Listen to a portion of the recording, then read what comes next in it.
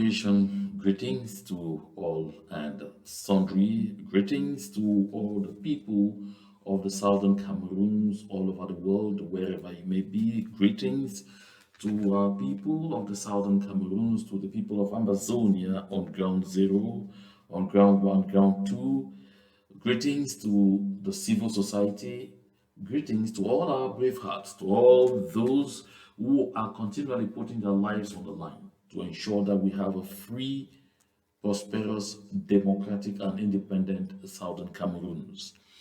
My dear people of Ambazonian, I'm delighted to be here on this set today for us to have a very, very heart-to-heart conversation this day. The show of today basically will be about us doing a kind of introspection, getting back to the basics, trying to understand once more among ourselves what is really at stake, why we are in this liberation movement, what is it that, caused us to determine to rise.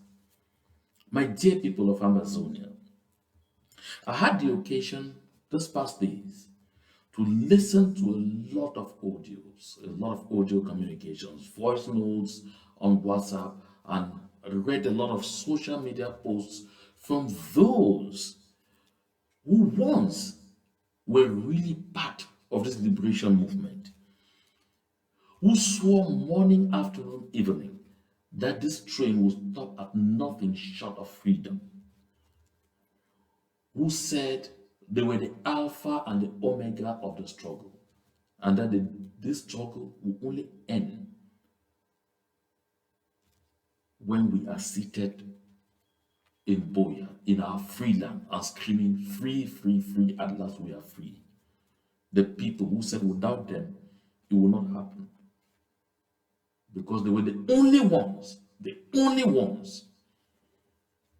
with the power and who held the mantra to take us to freedom. Today, some of them are on the other side, filling the social media with calls on the people of the southern Cameroons to simply surrender.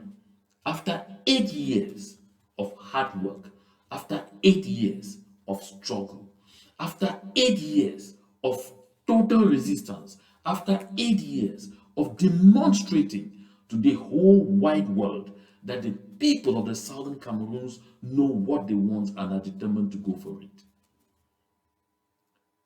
At a time when those who were naysayers from day one are conceding that everything that Yaoundé has promised in the past 8 years have all been lies and nothing has ever come to fruition.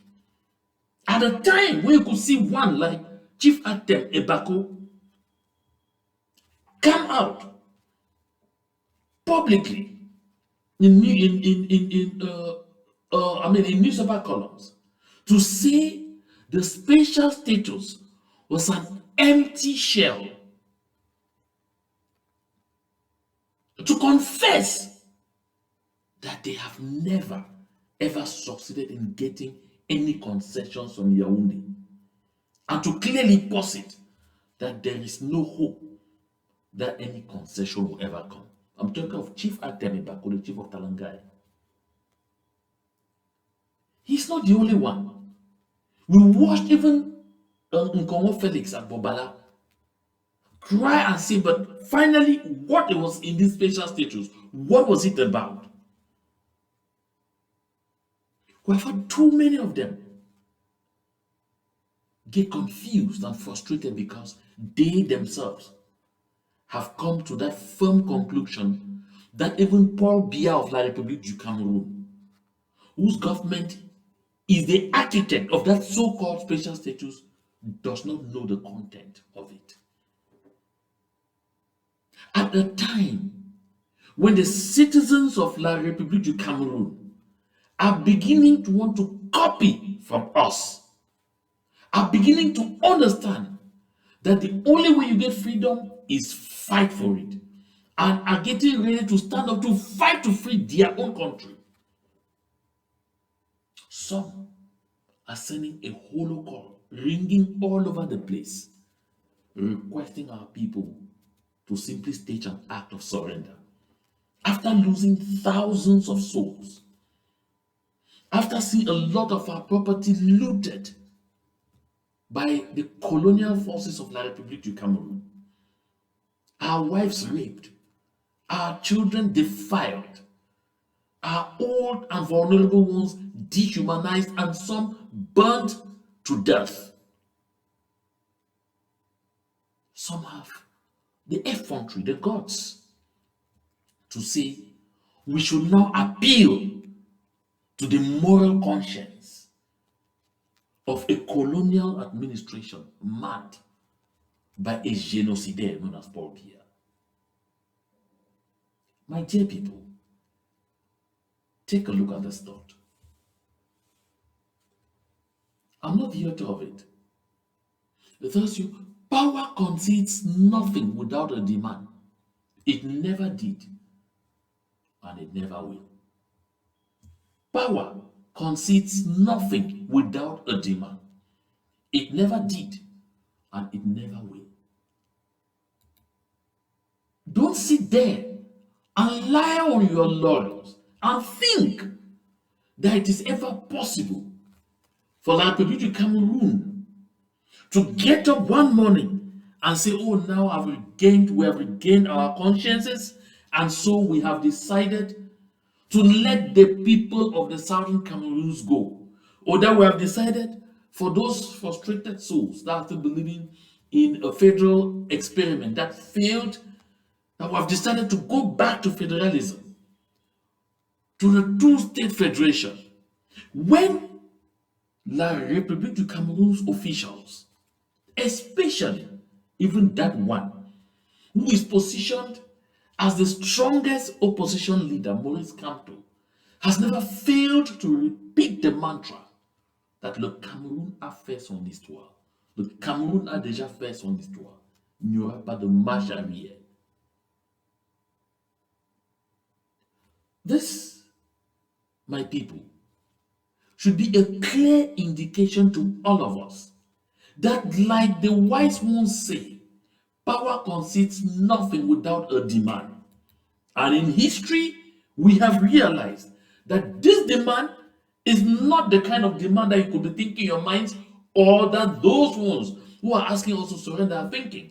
That's appealing to the moral conscience of people who don't have consciences. It is rising as we have risen. It is mobilizing as we are mobilizing. It is resisting as we are resisting. It is staying resilient. The kind of resiliency we have demonstrated thus far.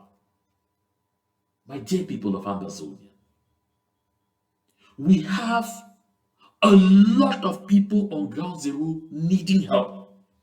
We have a lot of those who are putting their lives on the line, fighting for us, lying in hospitals here and there because they have one kind of affliction or the other. They need your help to be healed. Whatever happened to all for one and one for all? Whatever happened to it?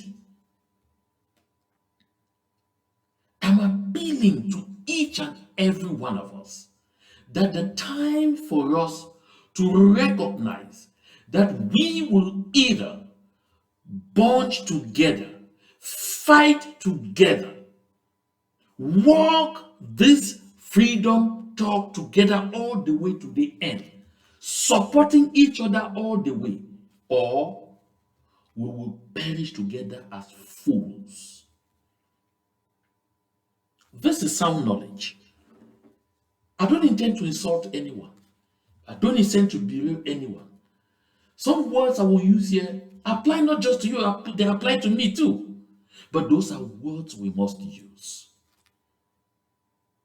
Because it will be delusional to think that you will not contribute a dime again for this liberation movement until you have all the groups, movements, and organizations come together and are collecting money in one single basket. Do you have precedent for that in revolutionary history? Check it out. You will always have dissidents. You will always have people who will make sure that that whole lot of coming together doesn't happen in the ideal manner that we want. That doesn't mean we should stop. There are a lot of people out there who have not stopped, too many of them, who are still contributing feverishly one way or the other to keep this liberation movement alive. There are some who are tiring out, yet they get up every morning from sleep, they rush to social media to find out how much grounds we are gaining on ground zero. Brothers, sisters, we need the effective participation of all. We need the commitment of everyone. Evil persists because those who ought to rise up and fight against it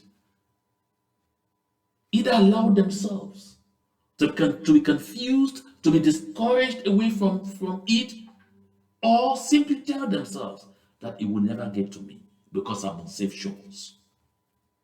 My dear people of Ambazonia, we have to recognize this truth to be self-evident that no one will come and do it for us. We have to do it by ourselves. Today I read a comment on one of my communications where someone said, take home message from you. The AU is against you. The UN is against you. The Francophonie is against you. The Commonwealth is against you. Then why are you still fighting? The message and the answer I have for such a one is simple. Those before us face the same adversities. Those before us had even worse vicissitudes. Those before us even face more seemingly insurmountable enemies than we are doing. Yet, they were able to get those same actors who seemed against them, or who were against them, or who are today against us, to finally come around and recognize we have to deal with you. We have to work with you. That is what I'm talking about. That one happens when the power of resiliency continues to be strong, unabated.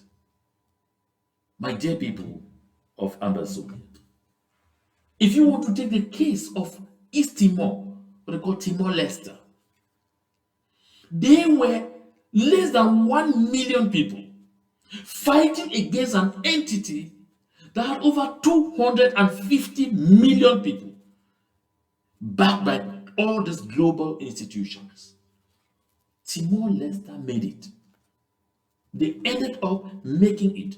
They ended up forcing these same institutions to quarter the power of resistance. That's what takes me to this point where uh,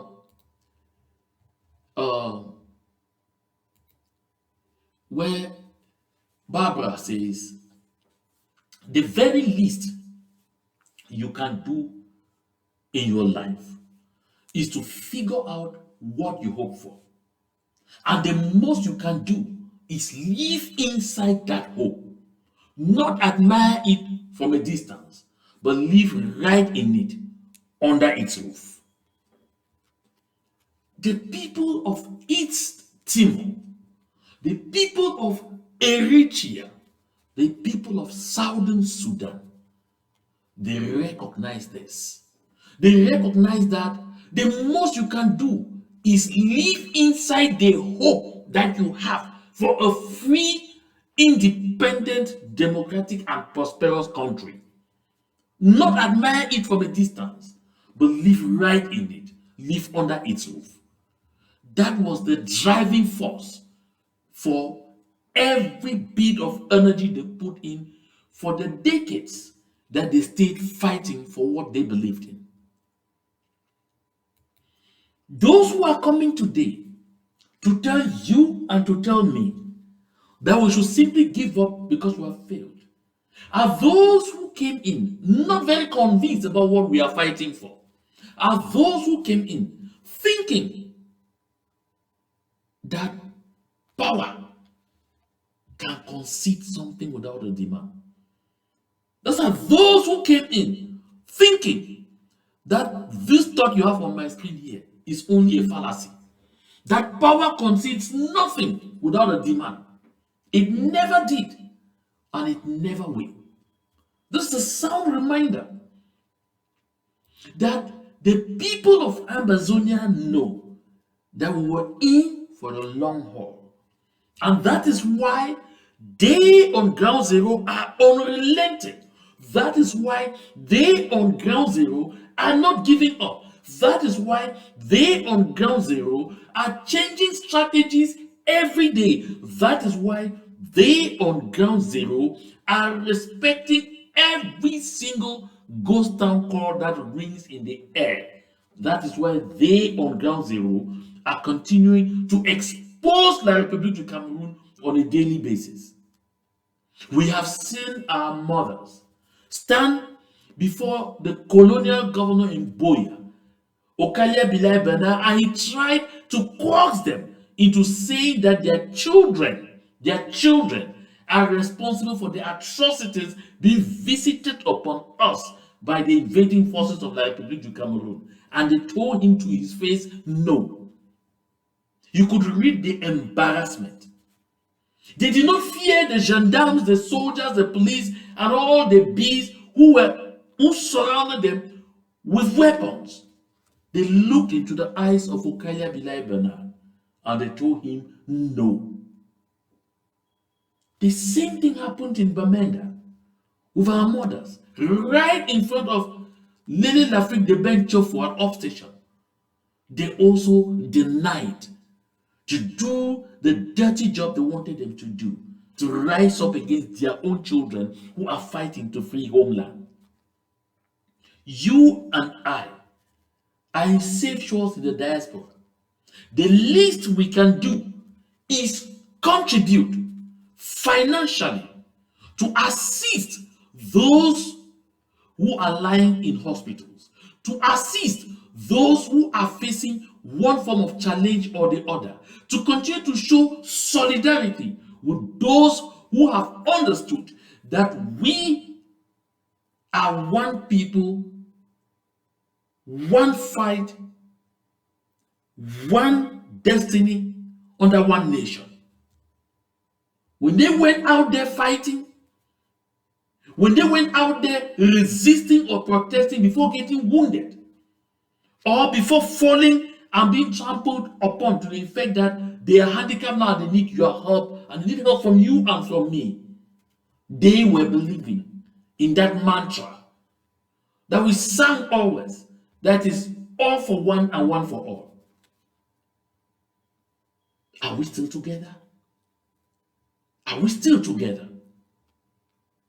If this touches your heart, if this touches your mind, if this touches your soul, arise and make a donation. Make it regular. Your $50, your $100, your $200, your $500, your $25 even every month or every paycheck will go a long way to fuel this resistance and help us power our way to the finish line. Look, my people, when Ronald Reagan, former US president, was of blessed memory, but was a great guy, said, above all, we must realize that no arsenal or no weapon in the arsenals of the world, or no weapon in the arsenals of the world is so formidable as the will and moral courage of free men and women. You hear that? Above all, we must realize that no arsenal or no weapon in the arsenals of the world is so formidable as the will and courage of free men and women.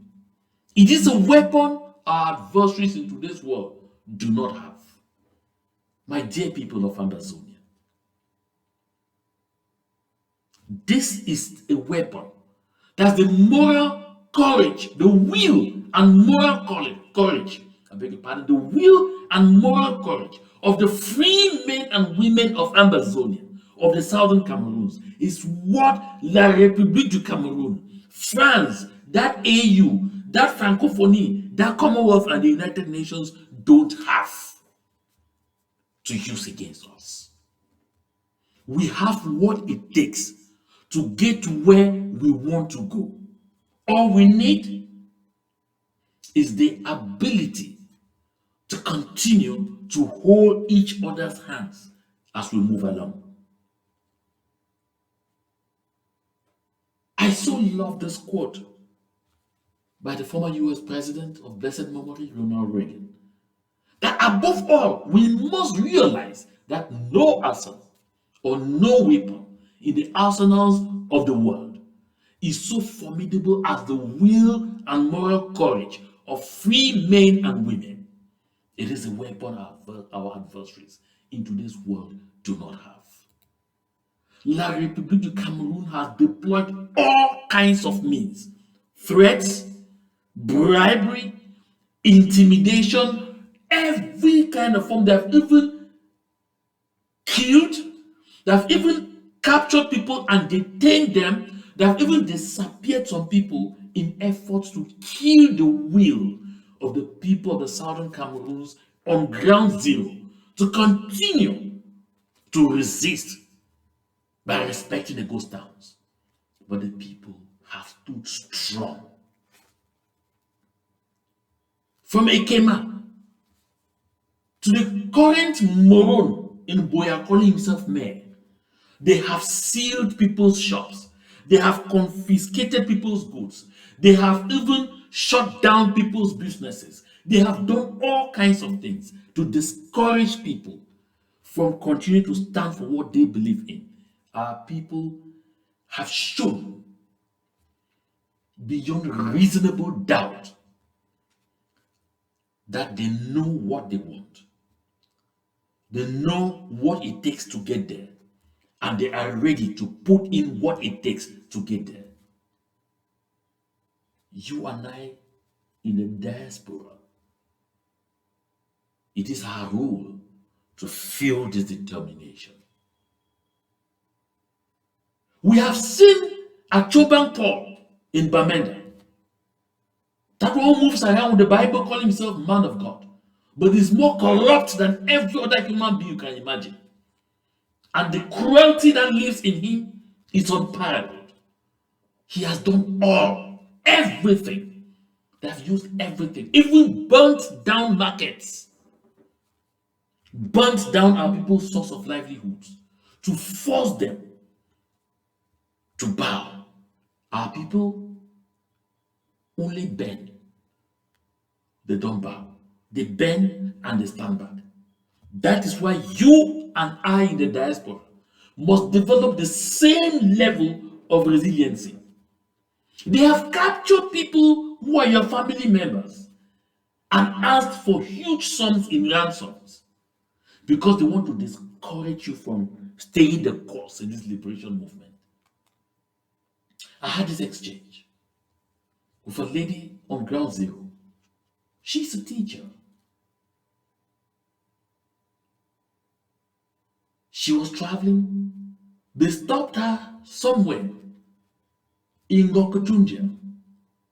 They captured her and other passengers. They collected money from them. They even forced her to provide the passcode into her Momo account, and she did. And they collected hundreds of thousands from that account. She returned, frustrated, broken.